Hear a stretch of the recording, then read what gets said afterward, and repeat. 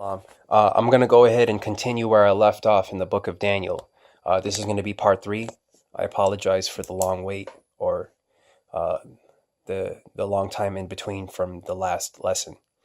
All right, we're going to continue in the Oxford edition, and this is Daniel chapter 5, verse 1, and it says, King Belshazzar made a great festival for 1,000 of his lords, and he was drinking wine in the presence of the 1,000. Under the influence of wine, Belshazzar commanded that they bring in the vessels of gold and silver that his father Nebuchadnezzar had taken out of the temple in Jerusalem, so that the king and his lords, his wives, and his concubines might drink from them. So they brought in the vessels of gold and silver that had been taken out of the temple, the house of God in Jerusalem. Not Solomon's temple, not Rabbi Meir Leibush's temple man. Not out of those temples, out of the temple of Yah. Okay? So we have, and I left off the house of God in Jerusalem, and the king and his lords, his wives, and his concubines drank from them. They drank the wine and praised the gods of gold and silver and bronze, iron, wood, and stone. Let me show you something interesting here. Previously, we learned about Nebuchadnezzar's dream. Nebuchadnezzar was the head, and then the next kingdom was supposed to be out of silver, bronze, iron. And then the feet were partly of earthenware and iron. So they praised the gods of gold, silver, bronze, and iron. And over here they included wood and stone. Just wanted to point that out. I found that to be very interesting. Okay, verse number 5. Immediately the fingers of a human hand appeared and began writing on the plaster of the wall of the royal palace, next to the lampstand. The king was watching the hand as it wrote. Then the king's face turned pale, and his thoughts terrified him. His limbs gave way, and his knees knocked together. The king cried aloud to bring in the enchanters, the Chaldeans, and the diviners. And the king said to the wise men of Babylon, Whoever could read this writing and tell me its interpretation shall be clothed in purple, have a chain of gold around his neck, and rank third in the kingdom. Then all the king's wise men came in, but they could not read the writing or tell the king the interpretation. Then King Belshazzar became greatly terrified, and his face turned pale, and his lords were perplexed. The queen, when she heard this discussion of the king and his lords, came into the banqueting hall. The queen said, O king, live forever. Do not let your thoughts terrify you, or your face grow pale. There is a man in your kingdom who is endowed with a spirit of the holy gods. In the days of your father he was found to have enlightenment, understanding, and wisdom like the wisdom of the gods. Your father, King Nebuchadnezzar, made him chief of the magicians, enchanters, Chaldeans, and diviners. Because an excellent spirit, knowledge, and understanding to interpret dreams, explain riddles, and solve problems were found in this Daniel, whom the king named Belteshazzar. Now let Daniel be called, and he will give the interpretation. So again, Daniel had to step in and do some work and figure stuff out. Okay, verse 13. Then Daniel was brought in before the king. The king said to Daniel, So you are Daniel, one of the exiles of Judah, whom my father the king brought from Judah. I have heard of you that a spirit of the gods is in you, and that enlightenment, understanding, and excellent wisdom are found in you. Now the wise men, the enchanters, have been brought in before me to read this writing and tell me its interpretation, but they were not able to give the interpretation of the matter. But I have heard that you can give interpretations and solve problems. Now, if you are able to read the writing and tell me its interpretation, you shall be clothed in purple, have a chain of gold around your neck, and rank third in the kingdom." Then Daniel answered in the presence of the king, "Let your gifts be for yourself, or give your rewards to someone else." He was like, "Nah, I don't need to wear them chains. I don't need to wear them chains. Nevertheless, I will read the writing to the king and let him know the interpretation. O king, the Most High God gave your father Nebuchadnezzar kingship, greatness, glory, and majesty. And because of the greatness that he gave him, all peoples, nations, and languages trembled and feared before him. He killed those he wanted to kill, kept alive those he wanted to keep alive, honored those he wanted to honor, and degraded those he wanted to degrade. But when his heart was lifted up and his spirit was hardened so that he acted proudly, he was deposed from his kingly throne, and his glory was stripped from him. He was driven from human society, and his mind was made like that of an animal. His dwelling was with the wild asses. He was fed grass like oxen, and his body was bathed with the dew of heaven until he learned that the Most High God has sovereignty over the kingdom of mortals and sets over it whomever he will. And you, Belshazzar, his son, have not humbled your heart. Salakia. Even though you knew all this, you have exalted yourself against the Lord of heaven. The vessels of his temple had been brought in before you and your lords, your wives, and your concubines have been drinking wine from them. You have praised the gods of silver and gold, of bronze, iron, wood, and stone, which do not see or hear or know, but the God in whose power is your very breath, and to whom belong all your ways, you have not honored. So this is pretty much a lesson to the king that, and to anyone else reading this, that, the Most High is a very jealous God. He doesn't want you praying or praising things that he created. The Creator doesn't want you to praise or worship things that he has created. He wants you to just praise and worship the Creator himself. Because the Most High made everything. He made gold, silver, bronze, iron, wood, and stone. He's the creator of everything. But this is a lesson to everyone. Verse 24. So from his presence the hand was sent, and this writing was inscribed. And this is the writing that was inscribed. Mene, Mene, Tekel, Wa Farsin.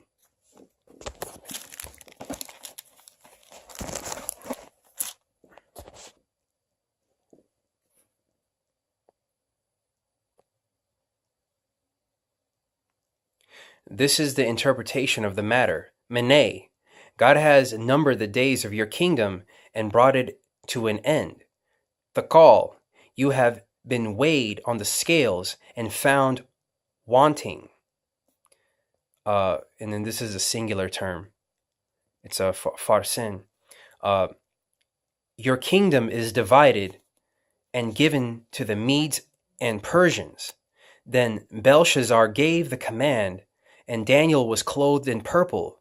A chain of gold was put around his neck, and a proclamation was made concerning him, that he should rank third in the kingdom. That very night, Belshazzar, the Chaldean king, was killed, and Darius, the Mede, received the kingdom, being about 62 years old. So we see here at the end of chapter 5, we see the transition from the kingdom of Babylon, which is King Nebuchadnezzar's kingdom, and then his son uh, inheriting that kingdom and then being stripped, and then the Persians, the Medio-Persia comes over and usurp the Babylonian kingdom. So we see it here at the end of Daniel, the 5th chapter. We see the transition from Babylon to Media-Persia being in control. Okay, and we're going to continue with chapter 6.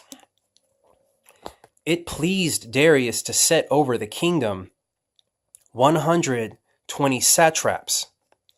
And for those who don't know what the word satraps, we're going to go ahead and just look that definition up for the brothers. One moment. All right. A satrap is the governor of a province in ancient Persia, ruler. Okay. A subordinate official, a henchman. So that's just to give some understanding on what a satrap is. Okay. To these the satraps gave account so that the king might suffer no loss. Soon Daniel distinguished himself above all the other presidents and satraps because an excellent spirit was in him. And the king planned to appoint him over the whole kingdom. So the presidents and the satraps tried to find grounds for complaint against Daniel in connection with the kingdom, but they could not find but they could find no grounds for complaint or any corruption, because he was faithful, and no negligence or corruption could be found in him. The men said, "We shall not find any ground for complaint against this Daniel unless we find it in connection with the Torah or the law of his God." So the presidents, the satraps, conspired and came to the king and said to him, "O King Darius, live forever." All the presidents of the kingdom, the prefects, and the satraps, let's look up the word prefects for the brothers so we can get clearer understanding. Prefect, okay, and it says any of various high officials or magistrates, a chief officer, chief magistrate, a student monitor in a private school. Just to understand what that is. Just people in certain positions within their government or kingdom. Okay, O King Darius, live forever. All the presidents of the kingdom, the prefects and the satraps, the counselors and the governors are agreed that the king should establish an ordinance to enforce an interdict. And then we're going to go ahead and look up that word interdict as well, so that we don't lose any brothers in understanding the scriptures. Okay, interdict, to lay under or prohibit by an interdict, to forbid in a formal or authoritative manner, to destroy, damage, or cut off as an enemy line of supply by firepower, okay, to stop or hamper an enemy, okay, to enforce an interdict that whoever prays to anyone, divine or human, for 30 days except you, O king, shall be thrown into a den of lions. Now, O king, establish the interdict and sign the document so that it cannot be changed, according to the law of the Medes and the Persians, which cannot be revoked. Therefore King Darius signed the document and interdict. Although Daniel knew that the document had been signed, he continued to go to his house, which had windows in its upper room, open toward Jerusalem, and to get down on his knees 3 times a day to pray to his God and praise him. Just as he had done previously, the conspirators came and found Daniel praying and seeking mercy before God. Then they approached the king and said concerning the interdict, "O king, Did you not sign an interdict that anyone who prays to anyone, divine or human, within 30 days, except you, O king, shall be thrown into a den of lions? The king answered, the thing stands fast according to the law of the Medes and Persians, which cannot be revoked. Then they responded to the king, Daniel, one of the exiles from Judah, pays no attention to you, O king, or to the interdict you have signed, but he is saying his prayers 3 times a day. When the king heard the charge, he was very much distressed. He was determined to save Daniel, and until the sun went down, he made every effort to rescue him. Then the conspirators came to the king and said to him, know, O king, that it is a law of the Medes and Persians that no interdict or ordinance that the king establishes can be changed. Then the king gave the command, and Daniel was brought and thrown into the den of lions. The king said to Daniel, may your God, whom you faithfully serve, deliver you.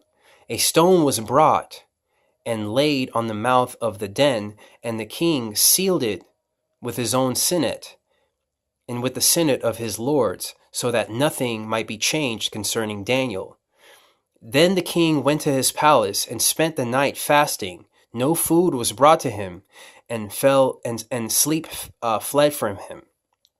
So the king was actually worried about Daniel because he knew that this was some BS.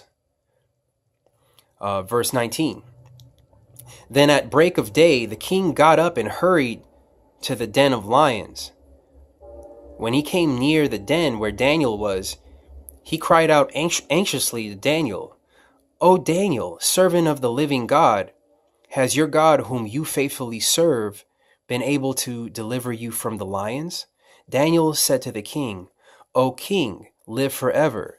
My God sent his angel and shut the lions' mouths so that they would not hurt me, because I was found blameless before him, and also before you, O king. I have done no wrong. Then the king, exceedingly glad, and commanded that Daniel be taken up out of the den. So Daniel was taken up out of the den, and no kind of harm was found on him. It's kind of hard to read, I apologize. And no kind of harm was found on him, because he had trusted in his God. The king gave a command, and those who had accused Daniel were brought and thrown into the den of lions, they, their children, and their wives. Before they reached the bottom of the den, the lions overpowered them and broke all their bones in pieces. Verse 25. Then King Darius wrote to all peoples and nations of every language throughout the whole world, may you have abundant prosperity. I make a decree that in all my royal dominion people should tremble in fear before the God of Daniel, for he is the living God, enduring forever. His kingdom shall never be destroyed, and his dominion has no end. He delivers and rescues. He works signs and wonders in heaven and on earth. For he has saved Daniel from the power of the lions. So this Daniel prospered during the reign of Darius and the reign of Cyrus the Persian. Now we're going to get into who Cyrus the Persian is and how important he was in the book of Daniel. And yeah, once again, I apologize for the delay in the time lapse from the last lesson on this book. Hopefully the next video is not going to, I'm not going to take too long before I do the next video. I'm trying to digest, I'm just trying to have everyone digest this book into 2 chapters each for each video. That way it's not overwhelming. So, okay. You have a blessed day. Shalom. Take care. If you have any questions, feel free to go on the comment board. If you want to troll, you can troll. That's fine. All right. Shalom.